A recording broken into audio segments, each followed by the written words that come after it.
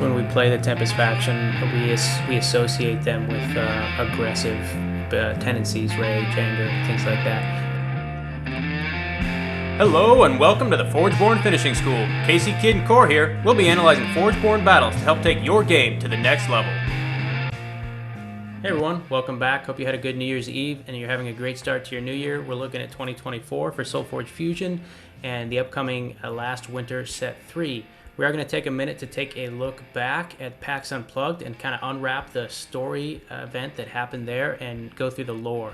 It was really exalt-centric in this one, Greg, and really we learned that there were 5 specific exalts for the factions, and we're going to go through those. And so the first one really is an introduction to each exalt through the Forgeborn's eyes, and we get to see the Sovereign Pillars through Ironbeard and Steel Rosetta's eyes. And there will be a link to this lore down in the video description if you need to go ahead and find a look to it.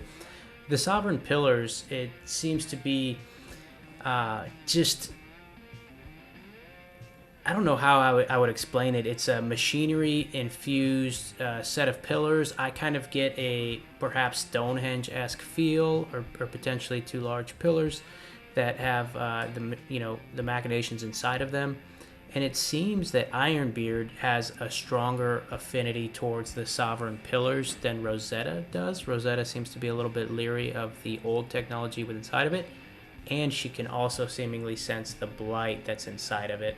That's kind of what I pulled out of the Sovereign Pillars, and Rosetta seems to be the one that is not affected by the blight, which kind of was a surprise, I think, for the storyline. We always thought she was going to be the Aloyan faction Forgeborn that was affected by the blight, but it ended up being Ironbeard was revealed to be the one that became blighted. So what are your thoughts on these Sovereign Pillars, Greg? Yeah, so it's interesting. I mean, because Steel Rosetta, she talks about how she's like seeing slight transformations. She understands like a healing energy, but she believes it's there might be more harm than good with it, and so she's not sure what to make of it at this point, and she's a little leery of it. Whereas Ironbeard's going a little bit more, I don't know, more aggressive, and maybe that's part of the blight attributed to that. I think so. And of all of the ones, we're going to get into this, it seems that Steel Rosetta is the most leery, I would actually say, of all of the exalts we're about to go over, of the exalt itself, Sovereign Pillars. So our next one we learn about is Shatterwild, and I think this actually brings quite a bit more lore for us to unwrap, interestingly enough. And Shatterwild is essentially a place of resurgent life on the surface of the planet. As we knew before, the Uterrans had went underground to protect themselves from the cold, and we learned some pretty good nuggets of information in here. So what are your thoughts, Greg? I think both of them, or at least the trees are going back on the surface, right? So again, Oros being the blighted one is taking almost a more aggressive approach, almost like wanting to protect it. And I'm sure Nova does as well, but she also feels like that darker strain of the blight on it. So again, we're seeing this opposing views. One side more like, we have to have this is ours, we're going to take it, we must protect it, and the other side being in this case Nova being more, I think, leery. It's so she thinks like worse is more to come, similar to kind of what Steel Rosetta is. So you're seeing this like dichotomy, is that the right term? In the faction. Yep. And she just seems to kind of question it. One thing I think that's very interesting we learn, I haven't seen this spelled out before. In our last lore episode, we kind of said, hey, we don't know a lot about Nova, we'd like to know more. In here, it quite clearly states that she was the queen prior to the calamity that created the frozen tundra of the world. What we don't know is just the queen of the Uterra faction, or queen of Moor, how far her domain spread, and then what led to her not necessarily being the queen anymore. And so my mind tells me that Nova is the older of the 2 Forgeborn, but again, this is something we still haven't had actually solved for us. So we don't know who was a Forgeborn first, Nova or Oros. And I think that could be pivotal to the story, depending. I'm very interested to see how that goes. If you want to break down Scorian Stones for us, Greg.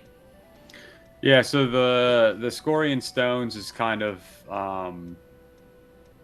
feels like almost like a holy place for the Tempest, and up until this point,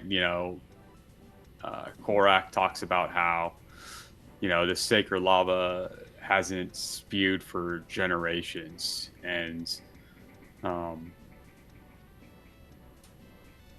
so.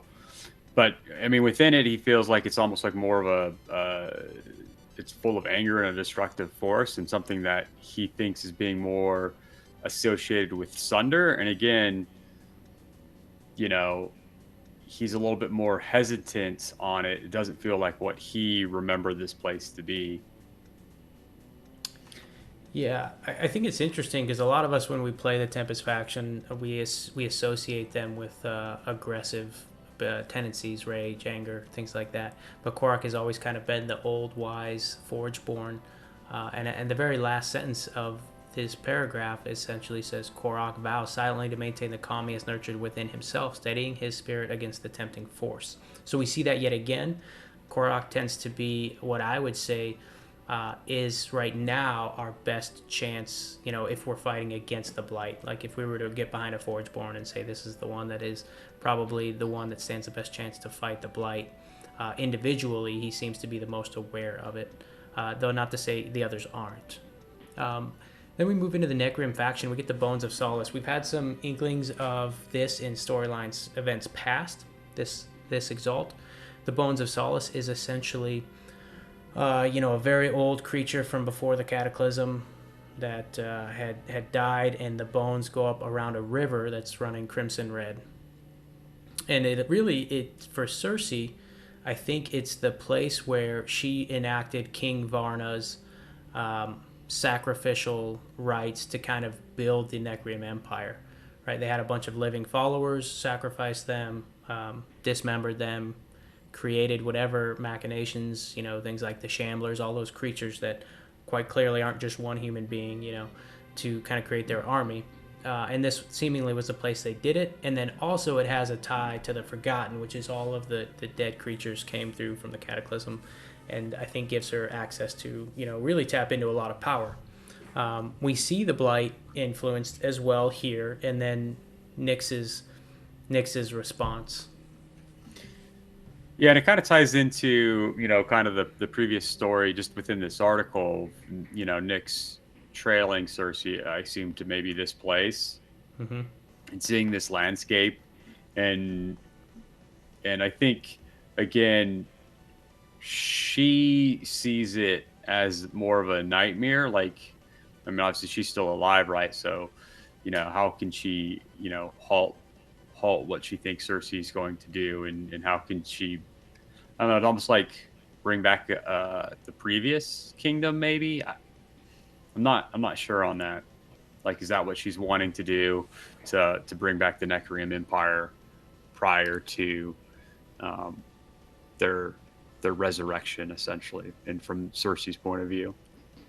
What I'm curious, and so this is maybe one of the few things that would get me to go side with Nyx, if she was going to lobby for a faction agnostic empire, of the living, to where kind of before the Cataclysm, I believe, before the tribal factions really split, I think there was a lot more intermingling, or there was more allegiance. That's a lot of speculation on my part, but I could kind of get behind that, right? As if we're gonna, what she might be trying to do is stop the sacrifice of all of the living beings on the planet.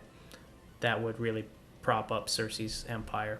And if she's going for it from, like I said, a faction agnostic standpoint, I could probably get behind that. If she's just trying to overthrow the queen to be the queen herself, then I would still side with Cersei there. And I really liked Cersei before the Blight influence. I thought she was one of the better options to defeat the Blight. Now we found out she's blighted, so we'll see where that goes. What's very interesting here, Greg, and I'd like your take on really this whole last part, is we found out at the storyline event, all of the players were given the choice. They said, okay, so Sunder has essentially kind of came to the end of this event in some way, shape, or form of victory, and she's given the ability to take a crown. This crown is called the Crown of Damara, and it seems to have a piece of every faction within inside of it. It never quite clearly states there's a piece of Uteran faction, but it does say bone and stone, and then Aloyan machinations and lava flowing within it. I'm going to go out on a stretch and say the stone is potentially Utera. Not really sure there, but either way, it's very spread out across the factions. But then there is an obvious and pervasive blight association with it. And the players were given the choice.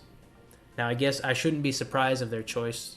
This is, players tend to go for the most dramatic approach. But break this down for us and see where we're at. Well, yeah, so I think, again, we're getting a storyline between Sunder and Korak, and it's a theme we've seen them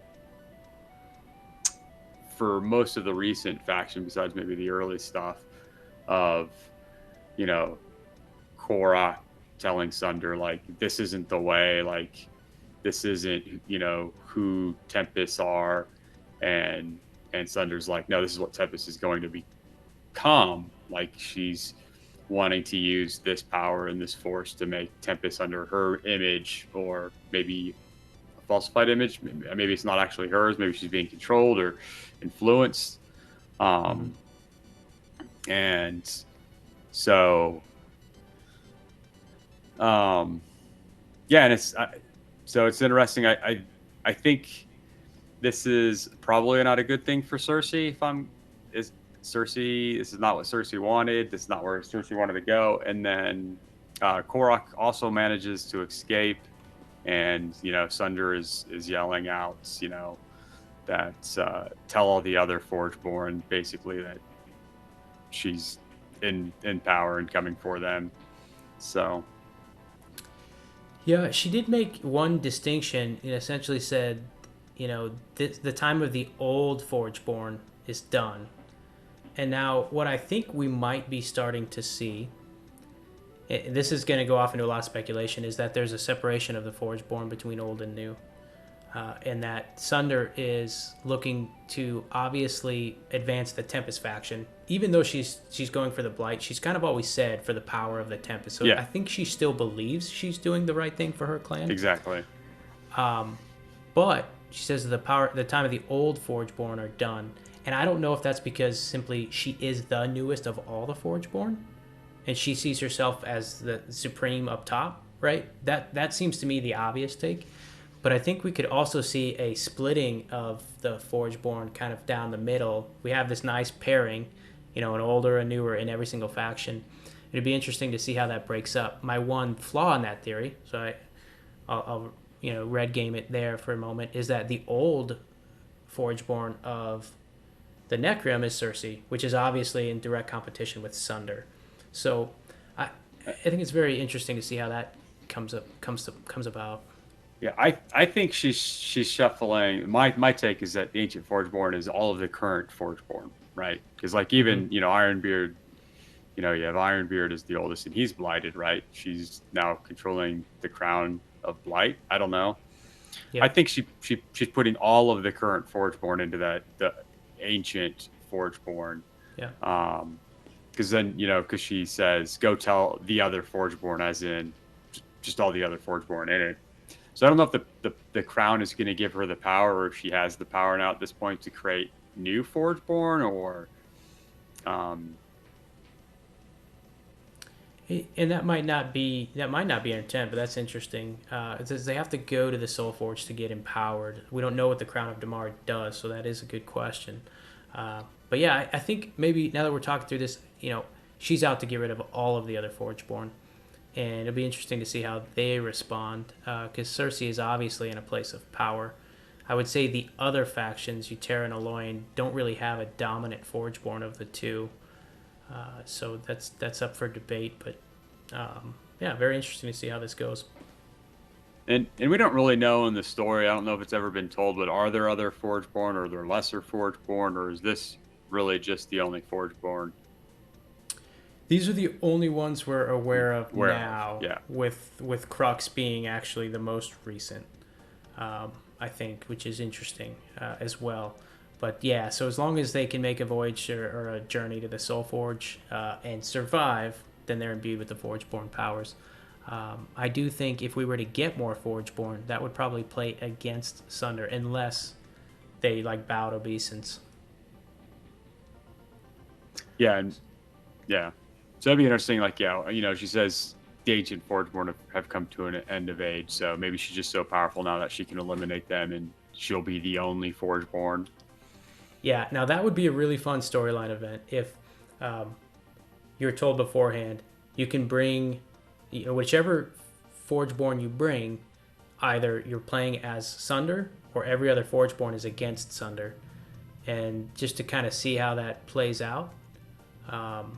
See how they could work that into the storyline and see what people choose, because then you're really getting into the point of choosing your deck tailor-made for the storyline based off of ramifications that have been given to you. Very interested to see if we see something of that nature. One last thing I did want to talk about, Greg, is just to go through these 4 exalts again. I would say we expect to see these in set 4 probably as exalts. That might not necessarily happen. And there is an outside chance they could be slipped into set 3 and we haven't seen them spoiled yet. But probably set 4. And that's Sovereign Pillars for Aloyan, Shatter Wild for Utera, Scorian Stones for the Tempest, and the Bones of Solace for Necrium. And just much like the Arcs, like only some of the factions could potentially get them when some others don't. We do know that White Fang Pass was debuted at Fuse Fest, and that was a battle for White Fang Pass, and we were told there that set would likely, the winning faction would likely gain control of White Fang Pass, so we would probably see that in a future set. So we do also expect to kind of see a Tempest White Fang Pass in set 4, Exalt, and these would probably be highly thematic exalts. I wouldn't say highly powerful, because that's not necessarily how the game works. They're not going to give them power based on lore, but I think highly thematic. And I think you could see one more as well in set 4 or 5, and that's the crown itself, because also these relics are exalts, right? Like the Harbinger staff, to take into account. So you could see Tempest getting an exalt of the crown of Damara. Yeah, thanks. So yeah, that's a great point. Much like the ancestral staff that we spoiled back in the beginning. So very good point. There's 6 exalts that we would potentially see in the coming sets. Very excited to kind of see those. I do love the thematic cards, even if sometimes they're not the most powerful. The thematic is what really kind of drives a lot of this for me. So very cool. Any last parting thoughts on PAX Unplugged, this turn of events for the lore, Greg? No, I'm just interested to see where it goes. I'm hoping at some point to make it to a PAX Unplugged convention, but I don't know if that's going to be next year or the year after, but that's something on my radar to hit. I love the mats that they made. I think they were all great. Yeah, absolutely. So I don't have a lot. You? Nope, I agree. Just looking forward to our next really this next month. So is to throw out there, I think we're going to kind of start to see a slow uptick of some Solforge Fusion events. They talked about the Forgeborn storyline event, or not the Forgeborn, sorry, the Forge Guardian storyline events, that each Forge Guardian is allowed to run a storyline event for each of the factions. PAX Unplugged's lore really goes very strongly into that, I think, and we're going to kind of see some of that play out. Hopefully those will be starting up here soon in January, so that we can really get ramped up and excited for the last winter, I think starting in March. With that said, appreciate everyone tuning in. Yeah. Bye, everybody. Thanks for attending this lesson of the Forgeborn Finishing School. If you like this video, please subscribe, comment, or consider donating to our Patreon account. We look forward to our next lesson.